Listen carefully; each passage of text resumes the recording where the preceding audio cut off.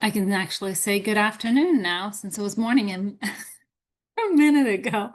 Hi, everyone. Welcome. Thanks so much for joining our COI meeting. My name is GSA Sateri with SAIC. I'm the industry chair for the Acquisition COI.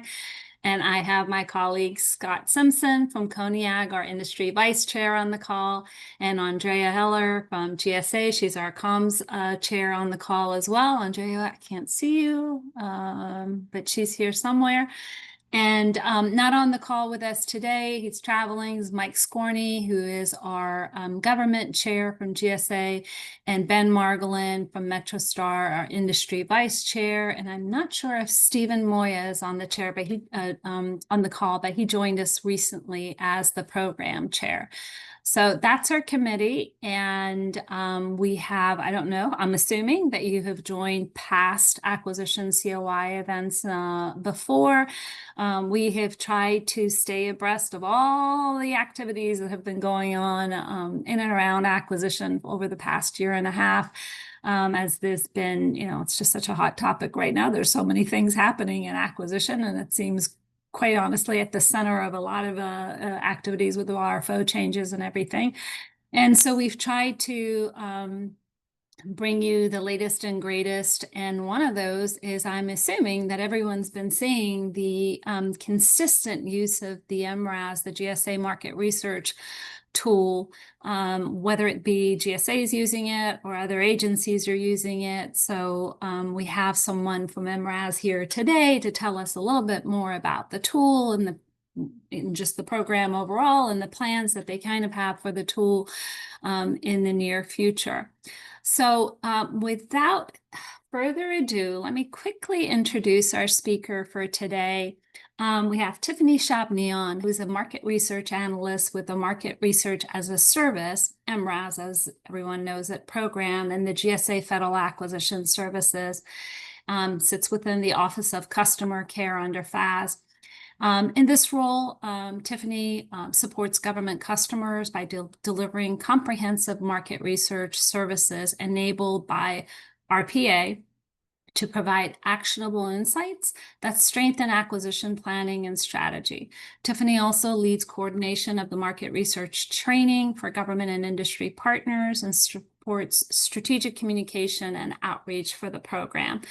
I'll let Tiffany tell you a little bit more about herself and again about the MRAS program. So thank you so much, Tiffany, for joining us today. I know that as much as, I've been supporting GSA for a long time and well-versed in the MRAS tool, but I'm always shocked and surprised of how many people are just unaware. So I'm hoping that this session will actually make them aware of what is MRAS and what is it, what is the tool. Thank you.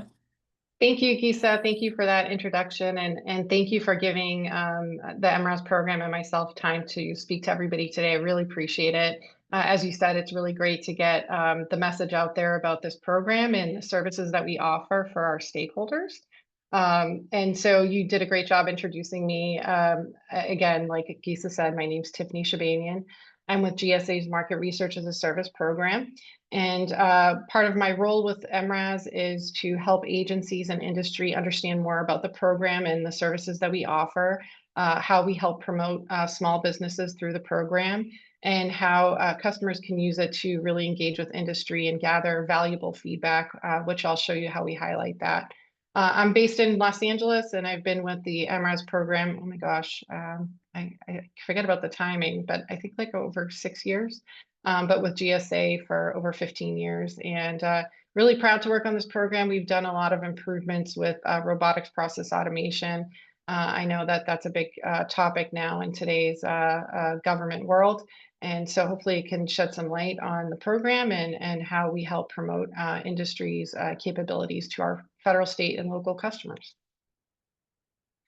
So today, what we'll be talking about is what MRAS is, the services that we offer, and an overview of the utilization of the program and how customers are using MRAS and its services, and how industry partners are responding. And I will be talking about the available services as well, so you can see how customers are using our services, what they are exactly. And then I'll go through the MRAS RFI process, and that will kind of help industry partners like yourselves on the call to understand how to leverage the power of MRAS. I'll briefly talk about how customers do that as well. And hopefully when we have some time for Q&A, I'll talk a little bit more about some of the actual stories around that. And I will be sharing some reminders and tips, and I think that will be really helpful because I'll be sharing some screenshots of the surveys and also be showing a sample market research report so you can see what the data looks like when we actually share it with the customers as far as the results go. Here we go. So what is MRAS? MRAS really helps agencies to conduct market research faster and more effectively by giving them a clearer picture of the marketplace and what's competitive within the marketplace. And as far as GSA contracts and solutions, we also help there with our robotics process automations that we have in place that take a look at statements of work or performance work statements and give a better idea to customers as far as where they should be focusing and targeting their market research efforts. Obviously, a big part of the way we do this is through RPAs, and we help customers to identify GSA solutions. We help them to automatically generate RFIs, which saves a lot of time, and automatically post them on eBuy as well. And all of this is FAR compliant market research. I'll talk a little bit about how we're called out in the FAR overhaul. But there are several advantages to our program for vendors. It really helps to reduce ineffective or overly broad RFIs. We limit unnecessary requests that may not apply to your capabilities. So we're really taking a look at that targeted market research approach. So in short, we're really trying to reduce that administrative burden that's being placed on acquisition professionals, but also on industry partners who respond to these RFIs. So now that you've kind of seen what MRAS is briefly, like an overview, let's talk a little bit more broadly about the acquisition challenges that we're trying to solve and why the work matters when it comes to MRAS. A lot of acquisition professionals still spend a significant amount of their time on manual market research tasks, and MRAS really helps to streamline that process through standardized RFI templates and automations, and also through these structured surveys that we use with our commercial survey software. So it makes it a lot easier to analyze and gather that industry data for our customers. It also helps agencies to avoid scope issues. So I talked about the robotics process automation and how we quickly do searches on the SOW or PWS and make sure that the right GSA solutions and SINs are being targeted. So that really helps to reduce the likelihood of protests or acquisition delays and other bottlenecks later on in the acquisition process. And at the same time, MRAS really helps agencies build stronger data sets through targeted market research. We get better survey questions. We have survey templates that we use, and our builders, the folks on the MRAS team, we call them builders because they help build RFI surveys. They really have the expertise and experience to help translate the information and the capabilities in a statement of work per se, like let's say as an example, and moving that into an actual multiple choice or yes, no question in the survey. And we have a lot of survey templated questions that we use as well. So it really helps to streamline that. And all of that really supports smarter acquisition decisions. More time can be spent on making those decisions and analyzing the data rather than putting together RFIs and doing all the manual stuff. And that translates to better outcomes for agencies. And this work, as I mentioned, really closely aligns with the FAR overhaul, and there's greater emphasis on the MRAS program with the FAR overhaul, calling out MRAS as a smart accelerator and one of the preferred market research tools that agencies can utilize to do their market research. And the FAR really makes it clear that agencies can't make informed decisions about requirements, competition, or contract types or commercial solutions unless they really understand what industry can provide. And I'll show you how MRAS highlights industry capabilities in our reports. And that's why RFIs and industry engagement or capability exchanges, that open line of communication is really important. Market research really isn't just about being compliant with the FAR. It really is an exercise that can help make acquisition decisions a lot smarter and faster, and actually helps to defend that acquisition decision with that data. So when I talk about solving the acquisition challenge, really let's look at what it's like in practice. Like, what are the results that we've gotten from the program so far? And that may help convince you to why you should participate in the program. So to date, we've done over $76 billion in contract awards that have come through our program as market research efforts. So GSA vendors get highlighted through these requirements that are being researched through MRAS. And adoption of the program is growing and will continue to grow, just based on what I was talking about with MRAS being called out as a smart accelerator through the FAR. Right now, we've seen market research come through over 75 different agencies, over 2,800 different customers across the MRAS services that are being used. As I said, we expect that to grow. Our automation and centralization or centralized reports really help agencies to spend less time on those repetitive admin tasks and more time on making those informed decisions. And so that really translates into faster procurement times, improved efficiency, and eventually saving taxpayers money. So for industry, standardized RFIs also save time because you're spending less time on responding to inconsistent types of MRAS surveys or unclear requests. So we're trying to improve that time spent on responding to those RFIs and thereby improving competition and getting better responses from industry or more responses so we can get better competition, and getting that visibility out there, both for the opportunity and for the industry partner who's responding. And to date, we've issued over 10,000 MRAS RFIs, really providing agencies with that structured, FAR compliant market research data that helps them to shape their acquisition strategy.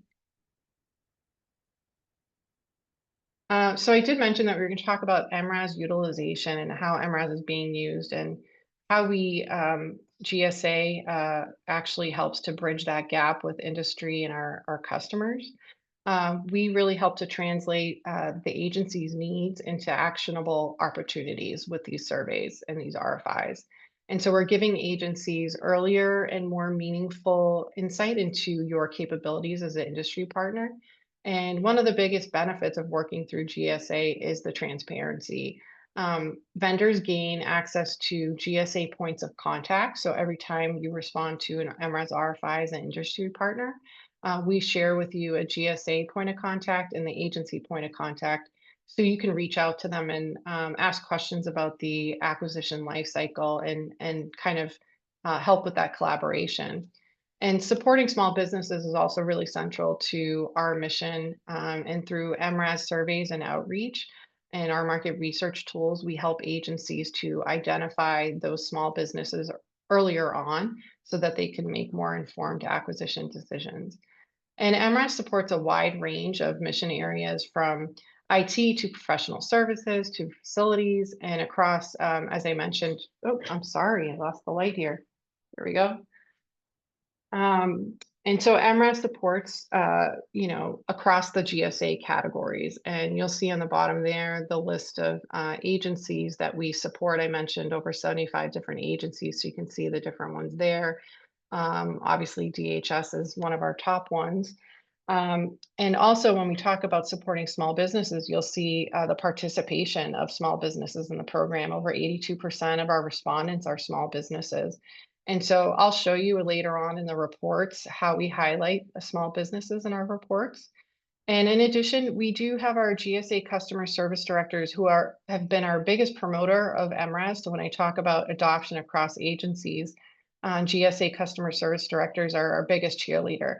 And they're sort of acting like a broker between our industry partners and our customers. They're constantly reaching out to our customers and getting some more information about the acquisitions that are out there and promoting MRAS to get an RFI out there and see what the marketplace looks like. So They're the biggest promoter of MRAS, and they're really helping to get visibility for our industry partners in front of federal, state, and local customers. And so trying to build that partnership between customers and industry and meeting those small business goals. I talked about how we service across the GSA category. So you'll see here when we're talking about vendor participation and where you could focus your efforts, you can see that professional services, IT, and facilities are some of our top categories that we research. And then you'll see in the bottom there for the SINs that are most researched. We get the IT SINs, the OASIS, and IT services. And so those are the biggest categories and SINs that are being researched through RFI. So when we're talking about SINs and contracts, it's just really important to make sure that as an industry partner, you're really taking a look at the products and services that you offer, and to make sure that the NAICS codes really fully capture the products and services that you offer. When we submit these MRAS RFIs and we send those out there, we're talking about targeted market research. So we're targeting these specific categories and SINs when we're putting out the RFIs. We're not really casting a broad net. We're trying to bring it in and focus on those industry partners that are capable and that are on the GSA contracts that we are researching for the customer. I missed one part here about the lead sourcing. I did talk about the customer service directors who are promoting it, but also talking about the RFI notifications that go out. If I didn't clarify this, but it's based on the SINs that you hold. So when I mentioned making sure those SINs capture your products and services, that's why, because you're going to get notified that way of these MRAS RFIs just based on the SINs that you hold in those applicable contracts. And Kisa talked about that we'll be discussing the future of MRAS. And obviously, when we're talking about the future of MRAS and the projects that we're working on, these projects are in the research stage, and we understand through feedback what's really needed on an industry side and the customer side. And so some of the current projects that we're working on are just expanding the functionality of the program, trying to create more in-depth market research insights just based on the procurement documents that are provided to us. And that way we can, as I said, we don't want to cast a wide net. We really want to target that market research. So we're trying to streamline everything early on in the acquisition process so that more time can be spent on making those acquisition decisions based on the data that we provide. And so some of the other projects that we're looking into are enhancing those reviews of the PWS and SOWs, getting that expert quality check. Because as I mentioned, this is early on in the acquisition process, and sometimes fleshing out the way a PWS or SOW should be written is based on the feedback that you provide as an industry partner. That's why the information you provide is so valuable. We do have another project that we're doing research on, which is called Project Miracle. And, that's just based on the need of having that information sharing between our customers and our industry partners, and gaining that visibility for that RFI across the life cycle of the acquisition from pre-award through award. And when we started this project, part of the research we did was canvassing customers and industry partners to gain feedback on what kind of information is valuable for industry partners to have throughout this process, and what information are customers willing to share when it comes to the acquisition life cycle. Obviously, there's some information that they would not be able to provide to industry, but we're trying to look at what information they can provide. And I'll talk about that a little bit towards the end of the presentation as well. So we talked about MRAS, we talked about an overview, the way it's being used, but what are the actual services that we offer? So we do offer product market research. We call it the PMR, and we offer research based on GSA Advantage. And so this is where customers can upload a list of up to 20,000 part numbers from GSA Advantage, and we give them pricing data with the industry partner information on there as well. Rapid review really helps to determine whether a requirements fit within a GSA acquisition solution. And so that report is given within 48 to 72 hours. It doesn't involve an RFI. It's just taking a look at the available vendors for the contract solutions that the customer is researching. And then the third and most popular one is our request for information service, where we streamline the RFI service through our commercially available software. And we provide a market research report to our customers based on that RFI and the data that's gathered on industry responses. And so those are our three services. And so I'm going to go into the MRAS RFI because I feel like that's where industry spends the most time in responding to these RFIs. And if I didn't mention it before, this is also a free service that we offer to our customers. So when you're thinking about how we um, provide these services, it's a free service. And so we really encourage agency adoption of this free service because it's why not? You're not spending any additional resources and you're getting a lot of valuable data. And so we work really closely with our customers and our GSA customer service directors or CSDs to understand your requirement or the customer's requirement. And then we customize this market research market research service based on that requirement. So it's really a customized approach. And I'll show you how we customize that on the RFIs and I'll share some screenshots. And then once the responses are collected, we put that into a market research report. So I wanted to give an overview of what the process looks like from both a customer's perspective and industry perspective, because I feel like that helps to kind of put this into perspective for both stakeholders. So when it comes to the steps, customers have like an intake form that we provide them that they can fill out and they submit their RFI request. We gather some information about the actual acquisition. They are connected with their customer service director throughout this whole process. So once they submit their request, they're connected with the GSA customer service director. Those CSDs are really connected to the MRAS team, and we talk to them on a daily basis.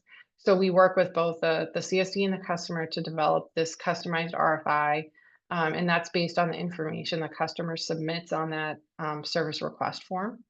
And then once we draft the RFI survey together, we put in all these technical questions if they have them. The customer approves it first before we post it in eBuy. Then we post it in eBuy, goes out to industry partners. We gather that industry feedback, and then very quickly, within 48 to 72 hours, we provide a market research report to customers. So it's really important to get the information that you have at the moment into that survey before the due date. And I'll talk about that too later on in the slides. So as far as the industry perspective on the MRAS program, you're engaged once we post on the RFI, but we do get customers that request the RFI, and we really encourage adding technical questions to make that uh, requirement, that acquisition seem more real, more concrete for our industry partners. We posted on the RFI on eBuy, and we notify those list of targeted vendors based on the SIN, the contracts and SIN that is being researched by the customer.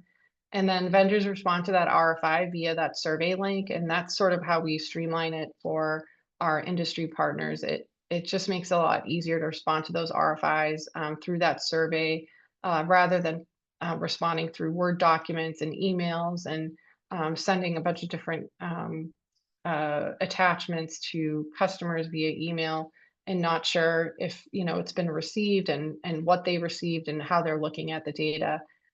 So I'll show you what the market research report looks like once we share it with our customers, so you can get a better idea of how we deliver your information to our customers and how we highlight your capabilities to our customers as well.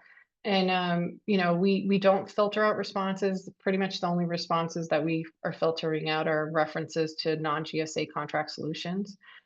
So all the efforts that we're researching through this program are for GSA contract holders only. So I mentioned that I was going to share some screenshots of what these MRAS RFIs look like. We do use commercially available software, and so that helps to streamline the process because these are templated surveys, and we can put them together very quickly because of that with our automations. And then we tailor them based on the requirement with the technical questions. So when you look on the left-hand side of your screen here, these are some examples of what technical questions look like. We can tailor them in a number of different ways. These are just some popular examples. So we can do yes, no questions. We can do multiple choice questions and change, what the answers are for the multiple choice questions. We do have short answer questions that are available to choose for our customers, but we really encourage the multiple choice and yes, no, because that gives them a better visualization of the marketplace and capabilities of our industry partners. And so I'll show you later on in the slides how we consolidate that data and why those yes, no questions and multiple choice become really powerful. So how do you find out about MRAS RFIs and surveys? I mentioned it earlier in the presentation, but it is based on the contracts that the customer would like to research. And we do go through having our SMEs, our subject matter experts and category experts, review the request and um, help review with the customers what are the best GSA solutions and what are the most applicable SINs. So it does go through a review before we get to this part here. So MRAS RFIs are posted in eBuy, and there is a survey link that is attached to that eBuy posting as an RFI. And all the eligible vendors under that SIN and contract get the notification, and it comes from rfi@research.gsa.gov. We only accept the responses through the RFI survey link. So just be sure that if you are responding to these RFIs, that you're not putting any kind of response in through eBuy. The survey link takes you directly to that survey, and it looks, with those technical questions, it looks similar. And so when it comes to getting notified, it's really important to make sure that your eLibrary contact information, whatever email address you have there associated with your company, is correct and can receive those notifications. So a lot of our industry partners add that rfi@research.gsa.gov email address to their contacts so that they don't miss any of those notifications. So what does the survey actually look like? On the left-hand side here, this is a screenshot of one of our surveys, and they all follow the same format here. You'll see this live link at the top of it, and that just makes it easier for you to answer the survey questions. You click on that link, and it downloads the whole entire survey with all the questions, so you can look at that while you're responding and see what are the questions that are coming up as you're formulating your responses. We do have a description of the requirement here. We have a due date, and that's really important to pay attention to that due date and make sure that you've given yourself enough time to respond to these RFIs. There is a link to the draft requirements document as well. So whatever the customer has uploaded as far as their SAO or PWS or a brief description of the requirement is here, and you can click on that and download that and review that carefully as you're responding to these RFIs, just to make sure that you understand the requirement fully. I talked about the technical questions, and again, these are some samples of technical questions. And don't get too stuck on, okay, these are yes, no, or these are multiple choice, and it doesn't fully capture what I can offer. You can always expand on those technical questions in your capability statement, and I'll go over that too as well. You'll have an opportunity to upload your capability statement with every single RFI, and that is also being shared with customers. And we also streamline that. I'm going to show you how we share that those documents with customers as well. So not to worry, you can always expand on those questions in your capability statement. We do ask for feedback. So, I talked about earlier how we're helping our customers to really solidify that PWS or statement of work. So your feedback here is really important in providing honest feedback. Any kind of questions or concerns that you might have about the PWS or SAO, we summarize all this feedback to our customers, and I'll show you how we do that in the reports as well. And customers do read them. They do pay attention to that, especially if there's a trend that they notice in the report that, hey, not all of these industry partners can provide this specific capability or product. There may be an issue with the statement of work that we need to address. So your feedback is really important. And even if you can't meet the requirement, but you do have the time to fill out an RFI survey, if you provide feedback as to why you can't provide that for that particular requirement, that's also valuable information for our customers, because you never know how many other industry partners are also in that same boat where they can't provide that product or service. And so it highlights issues for our customers. So really valuable information. I mentioned that you can provide your capability statement. So with every one of our surveys, you're able to upload a capability statement and include more information about your experience as it applies to the requirement. And then you can also expand on your responses to the technical questions here. Just pay attention that only one file can be submitted per RFI survey. So if you have multiple documents that you'd like to include, maybe a diagram or some specs, you can include that. You just have to combine all of your flat files. So you can combine your capability statement with those additional documents and then upload one document. And that just makes it easier to keep all that relevant information in one place for our customers. And I'll show you how we share those documents with them, and it'll make more sense. So there's a lot of information about what you can provide and what the RFI survey looks like. But what happens after you submit your request? You do get an email confirmation. You get a copy of all your responses. The market research report also will put together all that information that you provided with your response. And I'll show you what that report actually looks like. But we summarize everything, all your responses to the technical questions, all the feedback that you provide, all the documents that you provide is all put into one report, and then we share that with those agency acquisition professionals. And as I mentioned, it's really important to make sure that you meet the deadline with those surveys, because we do provide this market research report with these summaries to our customers really quickly, within 48 to 72 hours. So there's not a lot of time to make any kind of changes, and that's why we really adhere to that close date. And especially with customers that are working with short time frames, there's not a lot of time to get that information to them. And then within 7 to 10 business days, and I think this is the real benefit of responding to these RFIs, is that you will get a GSA and a customer point of contact to reach out to and follow up with after the acquisition, after the RFI closes. So that's valuable information. We're giving you leads to reach out to. And we do this training for our customers as well, where we train our customers on the MRAS process, and they know that we're sharing their contact information. And we do encourage that they keep that line of communication open with our industry partners. And we know that this is a struggle with customer acquisition professionals providing responses back to industry. We know it's difficult. I will say just one tip. If you're concerned that, hey, I get this point of contact information, I don't know if they're going to respond to my question. Any kind of question or any kind of concern you have, it's really important to put that in the feedback part of the RFI survey, because that guarantees that the customer is going to see it. I keep losing the light here. Sorry, apologies for that. It's really important to provide that information via the feedback in that RFI survey, because the customer will see that. We summarize that in the report.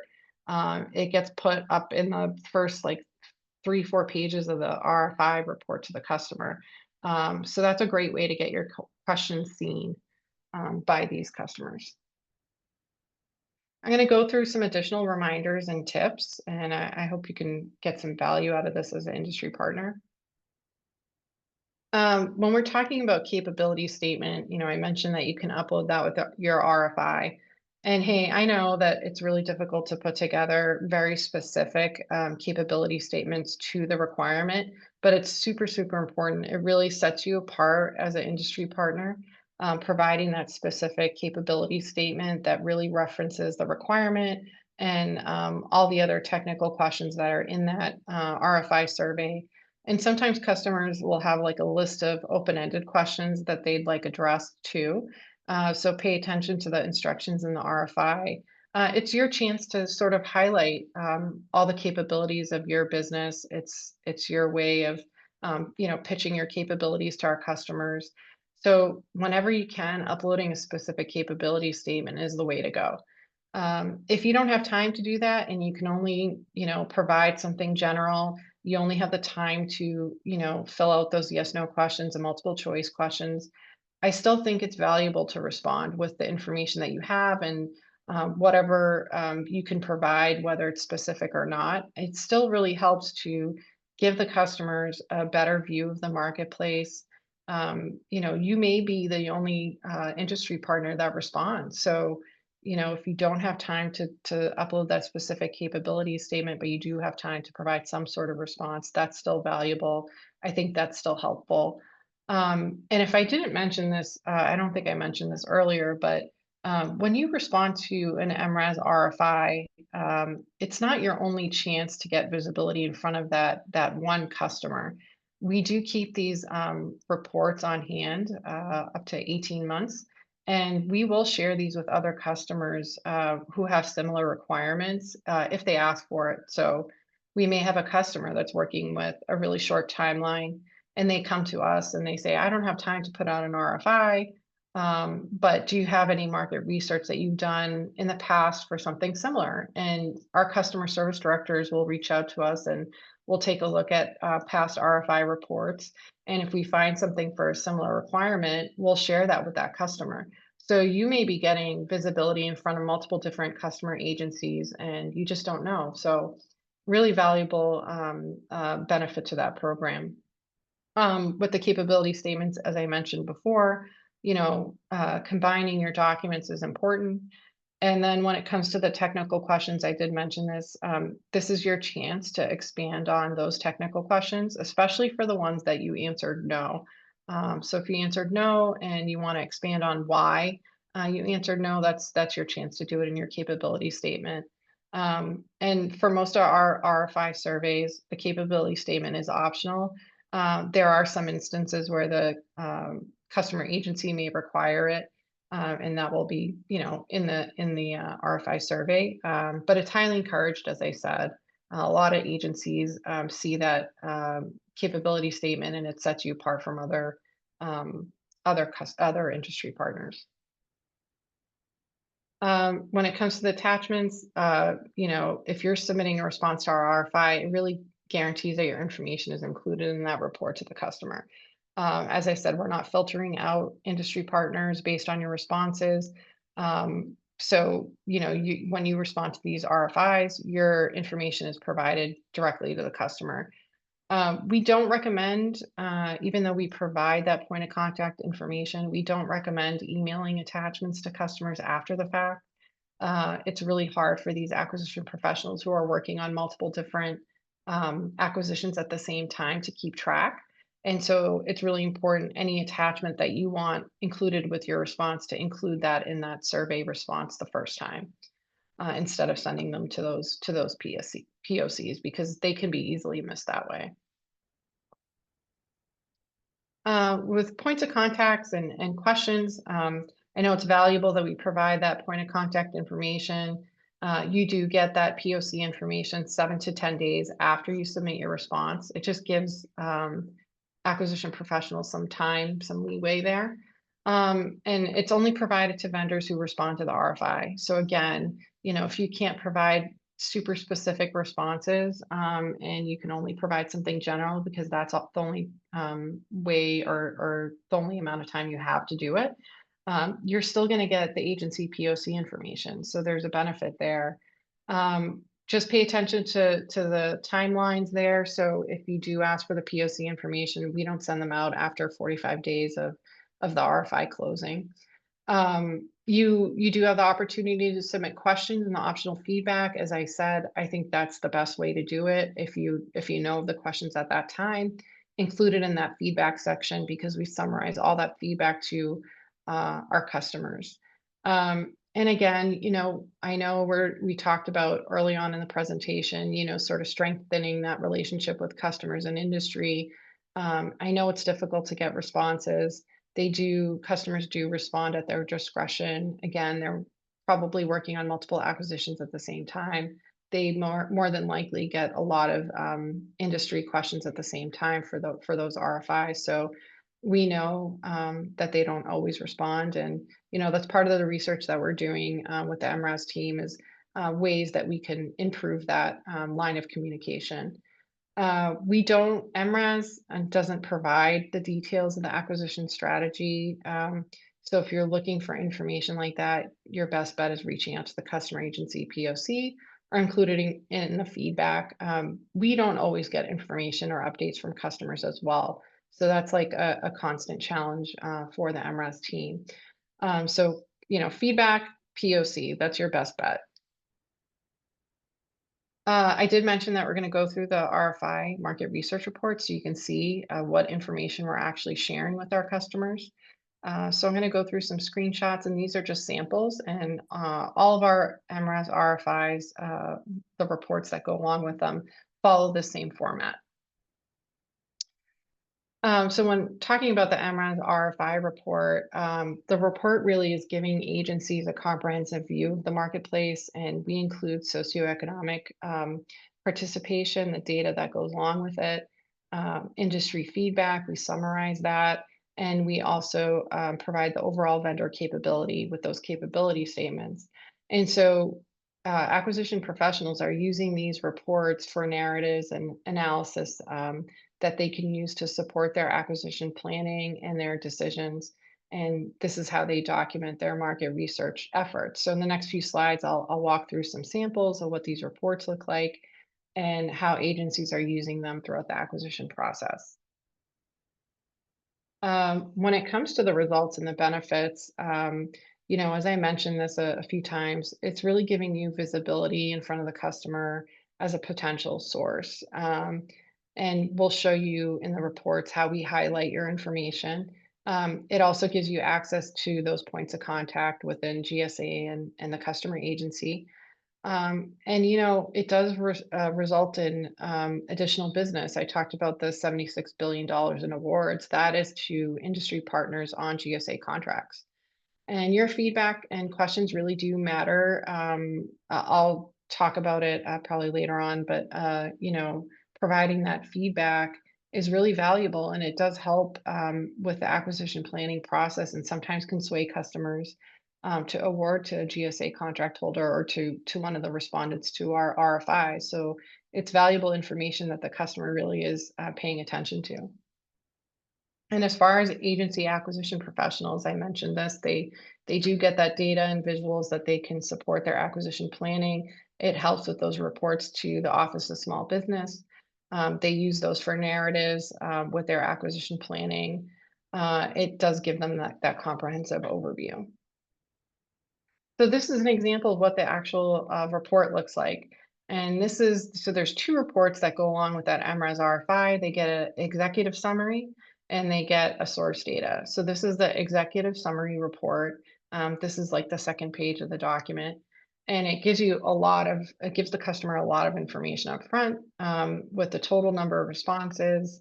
And of those, how many are interested? So there's a question on the survey that asks, would you be willing if this goes to an RFP, would you be willing to submit for an RFP? And so those are the interested sources here. Of those, how many are small businesses? And then we summarize the RFIs that were put out there, which contracts were being researched for this particular requirement, and what are the SINs or pools that are being researched as well, including the NAICS.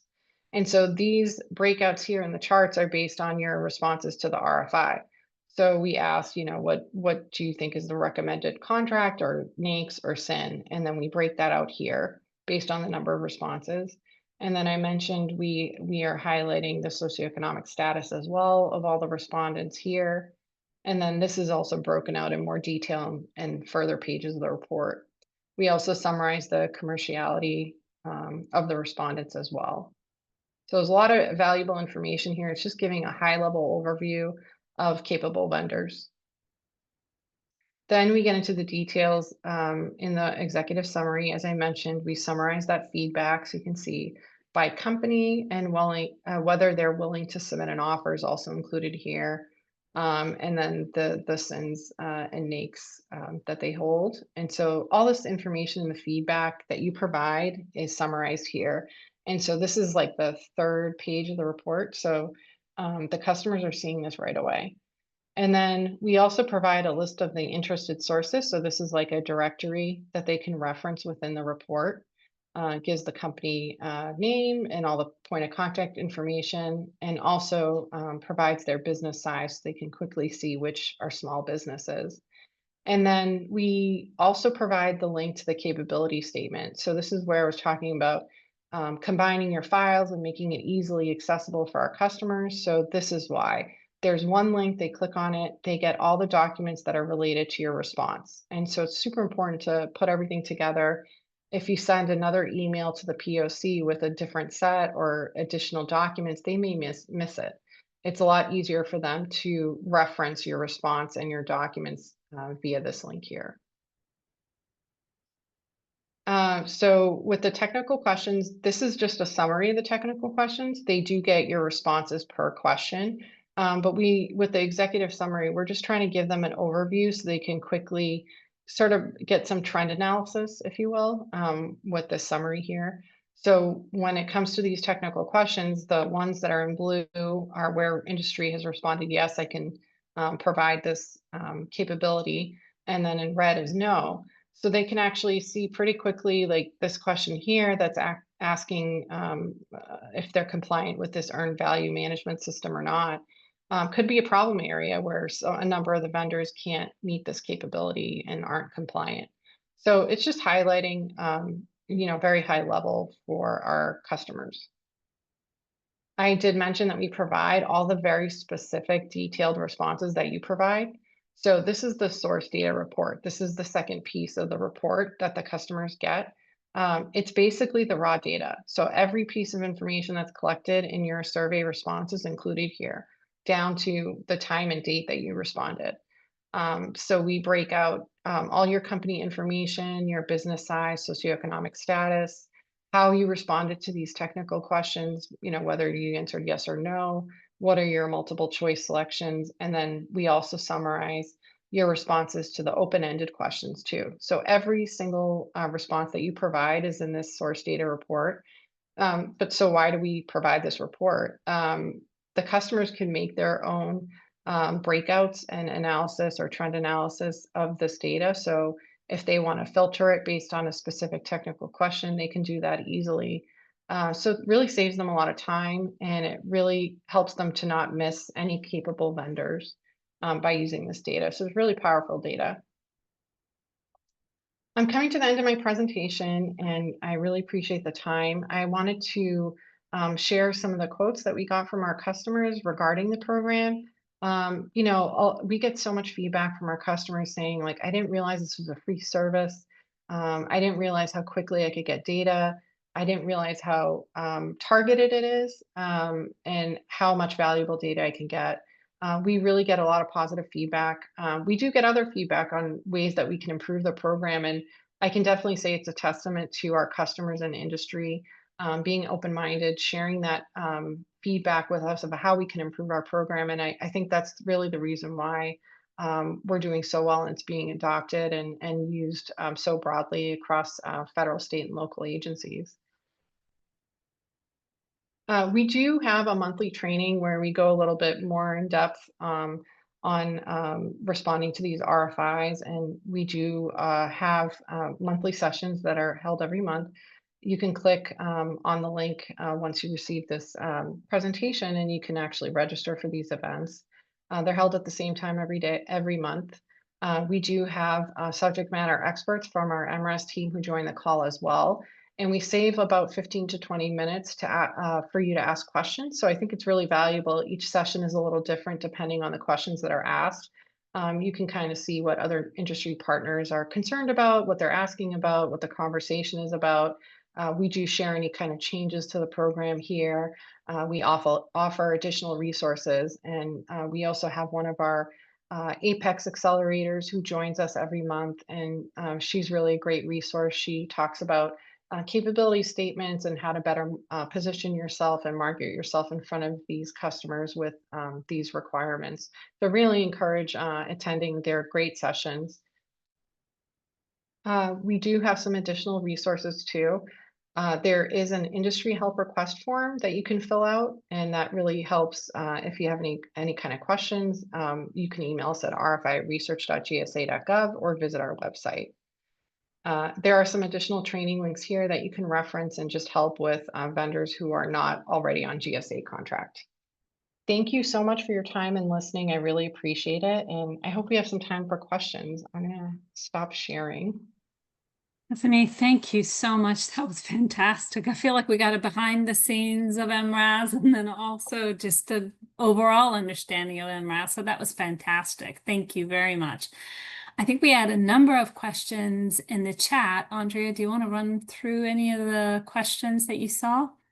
Sure, and I think you would address this one initially, so let's just reiterate this around open-ended responses, and if you can ask questions in the MRAS that allow open-ended versus, yes, no, drop down, multiple choice, that type of thing.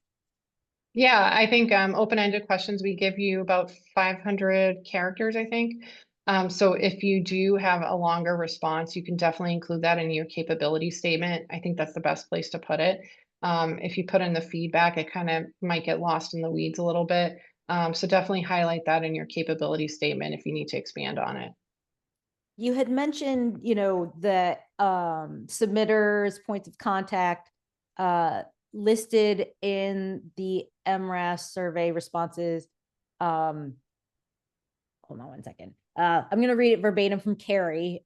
There have been a few instances where the submitter or point of contact listed in the survey response do not receive the GSA and customer POC for follow-up questions. So industry does not get the actual government humans that they can ask questions if they have any. Who is the GSA POC if the contact information isn't received within the time frame of 7 to 10 days that you mentioned?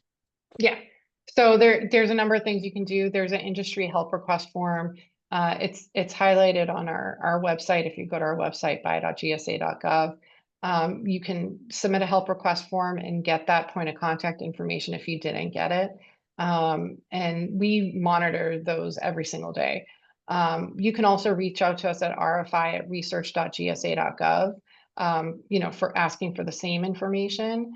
And if anything is missed or something seems off, you can email us there. Again, we check those every single day. We have our National Customer Service Center that also funnels those industry questions to us. So that's your best bet, that industry help request form and the RFI mailbox. Okay, awesome. So industry request form and RFI mailbox. Question from Brian, and then I asked a clarifying question because I was like, I wonder, do you think that customers use the technical questions, especially the open-ended ones that we referenced, as an initial filter to determine if they should actually read the capability statement? So then I asked Brian back, do you mean like y'all's observation, actual evidence you have, or both? So either or, some combination thereof would be great. Yeah, I agree. I mean, it's really difficult to kind of predict what customers are doing and predicting across the board or really seeing a trend because we're not necessarily getting that feedback.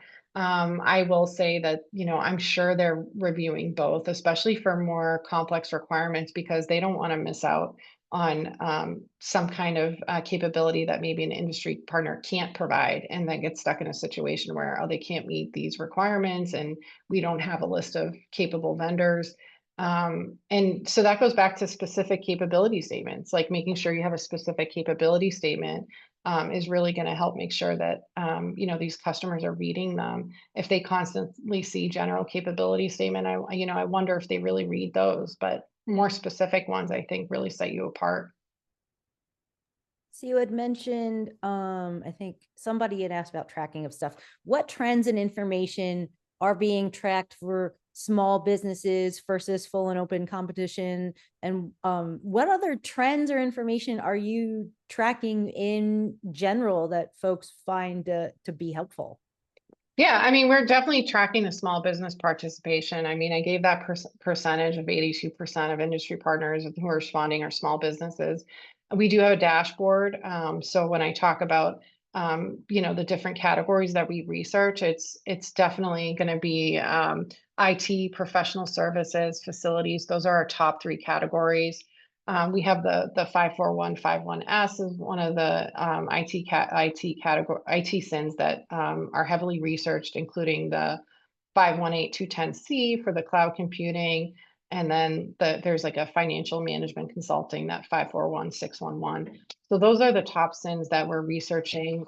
So when we're talking about trends, definitely small business participation, IT is really heavy, professional services is really heavy. We track all that information. We're tracking vendor responses. So some of that data is pretty new. So, we're trying to see what the trends are and where there's like actionable trends that we can maybe make some improvements. But yeah, I think there's a lot of information out there and we're starting to harness it. And we're trying to do a better job with like tracking the RFI to RFP to eventual award and getting that data from our customers. And, it's really tough. I mean, everybody's really busy from customers to industry, and getting that information sometimes is difficult, but we're trying to get our systems to talk to each other to get that information and identify those trends. One of the things that I think is best about the MRAS tool too is how it can be shared with other government agencies that have similar needs. And so Christian asks, just kind of in general, how often are you sharing the results that you receive with other customers? Yeah, I mean, I could say like maybe every couple of weeks we get, some kind of request from our customer service directors for, additional reports that maybe other customers can request for similar requirements. So it happens pretty often. I wouldn't say like every single day or every single report that we get, but then you also don't know within the agency if similar requirements come up, if those colleagues are sharing them with each other. That can also happen too. So yeah. But in my mind, like that's one of the things that sets the MRAS apart. Like if I'm going to spend time on the industry side of responding to an MRAS RFI or to another RFI, at least with the MRAS RFI, I know that there's a chance that MRAS might be sharing it multiple times with other people. Yes. If it's just a standalone RFI, it's probably just going to get siloed and stuck there. Yes, yeah. And we have a dashboard internally that we use to keep track of those reports. So it's easily searchable. It's not like we have to go through our history. We can select the SIN, we can select the customer. We can even get down to the granular data and look at the description of the requirement to find that report. So it's easily accessible. It makes it easy to share. All right. Do we have any other questions that can be answered in 1 minute? So I could ask a quick one, Tiffany, before we quickly have to drop off. What challenges persist in market research, even with MRAS, and how's GSA working to kind of solve for those? Sure. I mean, we're faced with the challenge of data collection. I think that's, when I talk about having our systems talk to each other and really getting that connection from RFI to RFP, that's something that we're researching right now and how we can do a better job and gathering that information from our customers. There's so much valuable information out there, and we really understand that from an industry perspective that it's helpful to have that information of, okay, I responded to this RFI, but what happened after that? Did it get awarded? Did it get awarded to a GSA contract holder?